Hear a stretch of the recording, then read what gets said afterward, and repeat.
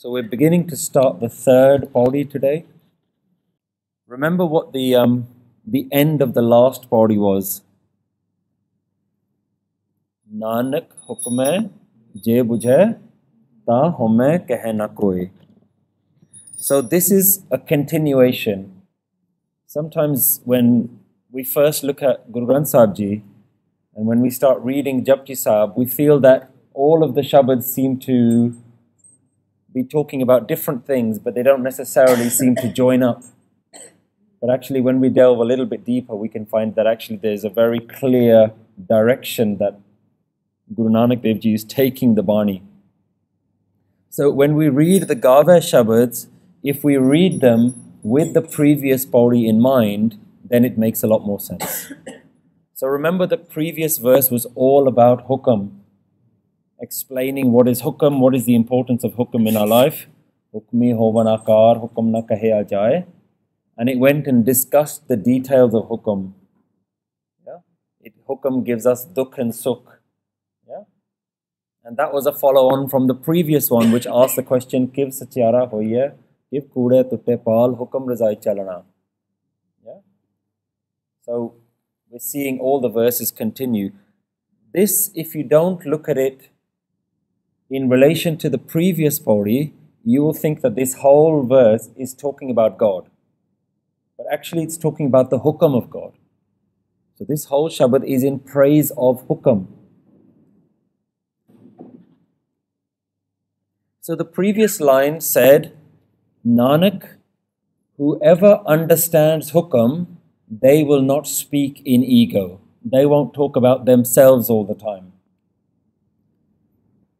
Nanak hukme je bujhe. Bujhe means understanding. Ta home kehe na koi. Then nobody would speak in their own ego. So the question then comes up, well, how would they speak then? If we don't talk from our own perspective, because that's how we talk, isn't it? We talk about ourselves. Whenever we talk to someone, we're talking from our perspective. How would we talk if we didn't speak in ego? It's quite a strange thing to imagine. So imagine this question is being posed to Guru Nanak Dev Ji. Okay, if you don't speak in ego, how do you speak? Guru Nanak Dev Ji answers that if you lose your ego, if you understand hukam, the truth is you won't speak at all. Then everything becomes a song. Your life becomes a praise of hukam. When you understand hukam, your life becomes just singing the praises of that hukam.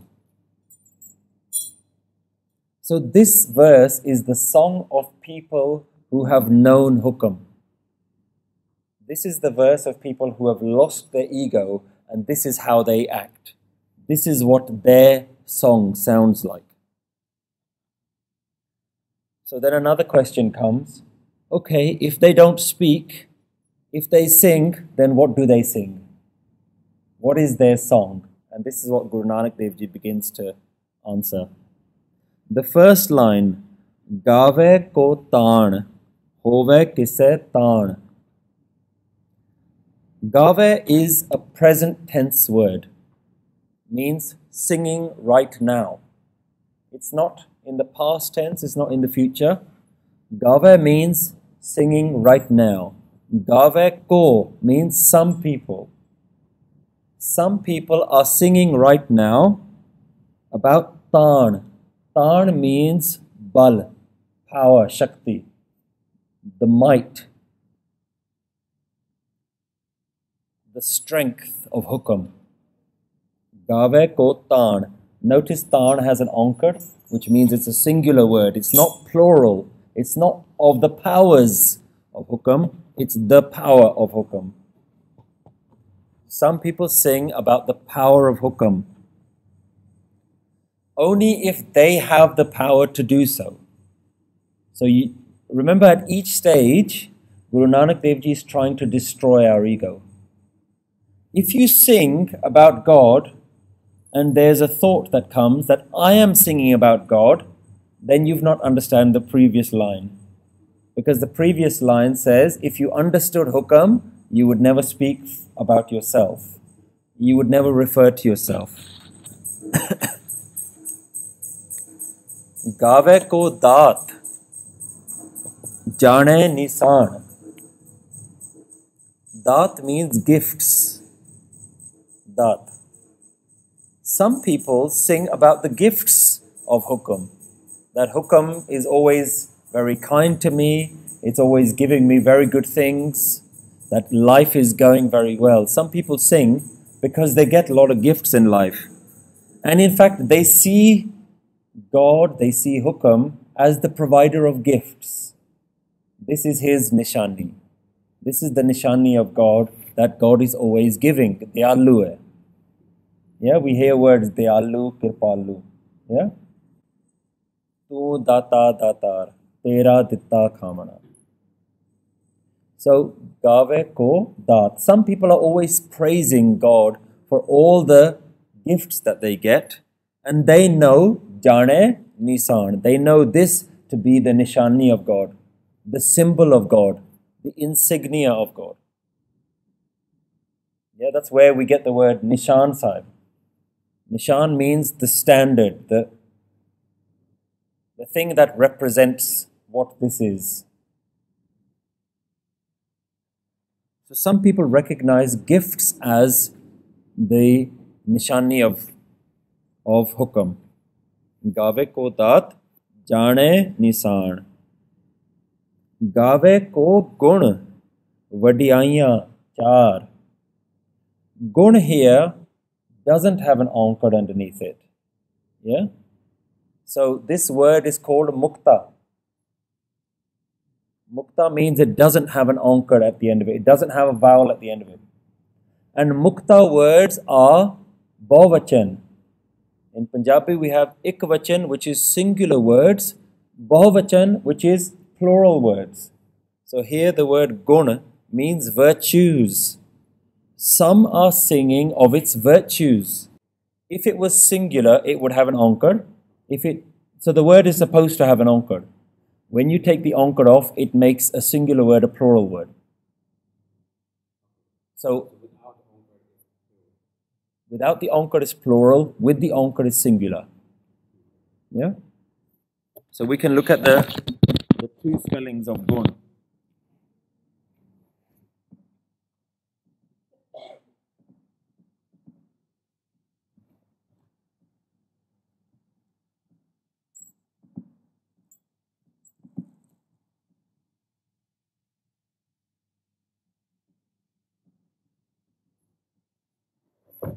So gun with an ankar is singular.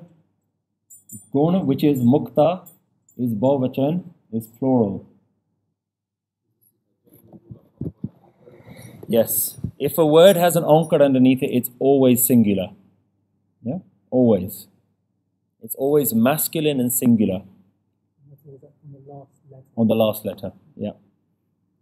So Gurbani has rules like this. This is called Vyakaran, which is Gurbani's grammatical rules. So words with an ankar, we've seen several times even in the Mool Mantar. Yeah? Where there are words which are ankared. Satnam, Karta, Purk, Nirpau, Nirvair. Yeah?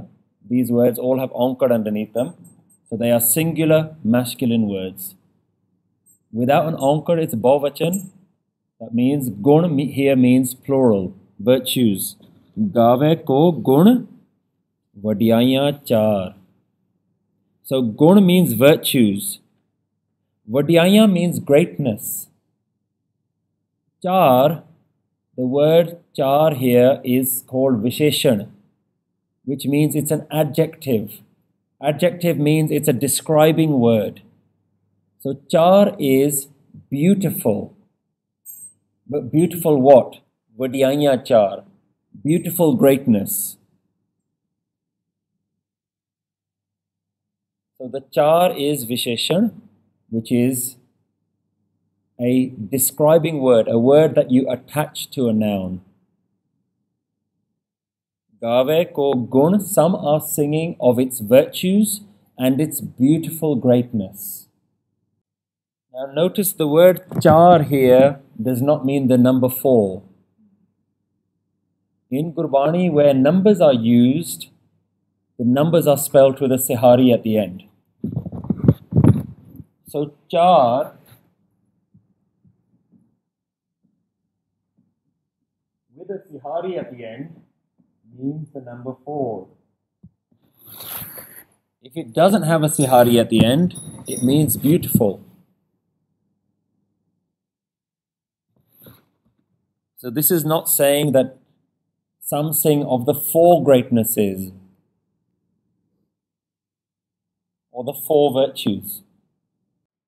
Gave ko gun vadiyaiyan char. If it was char, Gurbani uses the word char several times in Bani to mean 4, it has a sihari.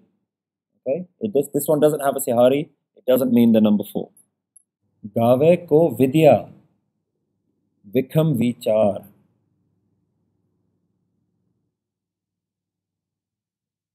Vidya means knowledge. Vikam means okha, means difficult, complex. Vichar means philosophy. Gave ko vidya vikam vichar. Some are singing with their knowledge of its complex philosophy.